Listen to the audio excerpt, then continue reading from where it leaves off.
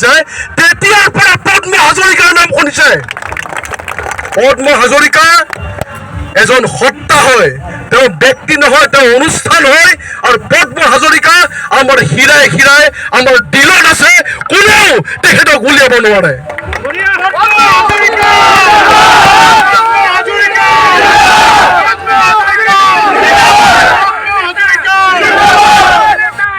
আৰু মই আপোনালোকক আজিতো বুজাব লগা নাই, কাৰণ আমাৰ দাদাহঁতে সকলোৱে আমাৰ পাৰ্টিৰ মানুহে ইমান কষ্ট কৰিছে, আপোনালোকৰ লগত আছে। যে বিজেপিক কিয় ভোট দিব লাগে, কংগ্ৰেছক কিয় দিব নালাগে, মইতো ক'ব লগা নাই। সেইখিনি দৰকাৰ নাই, আমি সকলোৱে জানো। কাৰণ 5 মাইল, চকীঘাট, ৰাজগড় আমাৰ হৈছে শিক্ষিত লোকৰ বাসস্থান, ভদ্ৰ লোকৰ বাসস্থান, আমি সকলোৱে জানো। সেইবাবেই আমি সকলোৱে ভাই ককাই নিচিনা কৰি থাকোঁ। আৰু এটা কথাই মই আপোনালোকক সুধিব বিচাৰিছোঁ যে যেতিয়া শ্ৰীযুত পদ্ম হাজৰিকাদেৱ প্ৰথমবাৰ বিধায়ক হৈছিলে 1996 1996 চনত, তেতিয়াৰ পৰা আজিলৈকে শ্ৰীযুত পদ্ম হাজৰিকাদেৱক একে বগা চাৰ্ট আৰু জিন্স পেণ্টত পাইছে নাই? আজিলৈকে পদ্ম হাজৰিকাদেৱক চুট টাই দিয়া দেখিছে নেকি? আৰু পদ্ম হাজৰিকাদেৱক আপোনালোকে কোনোবা পিয়েক ফোন কৰিব লাগে নেকি? যেতিয়াই নহওক, দিনটো 24 ঘণ্টা, ৰাতি 2টা বজা, 1টা বজা, 3টা বজা, যেতিয়াই আমাৰ ৰাইজ, আমাৰ ভাই ককাই, আমাৰ আই মাতৃ, আমাৰ কোনোবা বিপদত পৰে, পদ্ম হাজৰিকাদেৱৰীয়া ফোন কৰে। পুলিচতকৈ আগত গৈ যোৱা মানুহজন হ'ল পদ্ম হাজৰিকাদেৱৰীয়া।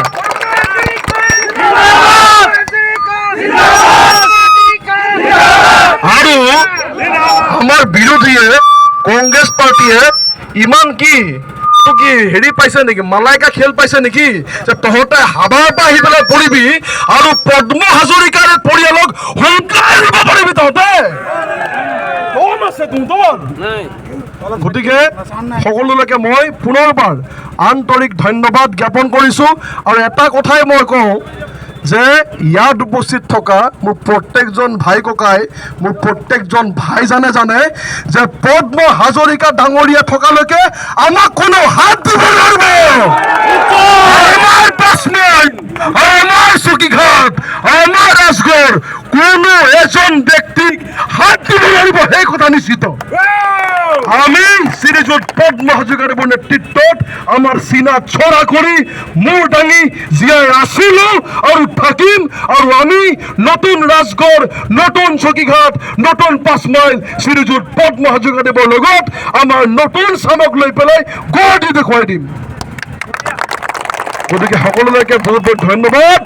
শেষত আমি সকলোৱে কওঁ, আহক পদ্ম হাজৰিকা, পদ্ম হাজৰিকা, হিমন্ত বিশ্ব শৰ্মা, হিমন্ত বিশ্ব শৰ্মা, ভাৰত মাতা কি, ভাৰত মাতা কি, জয় অসম, জয় অসম।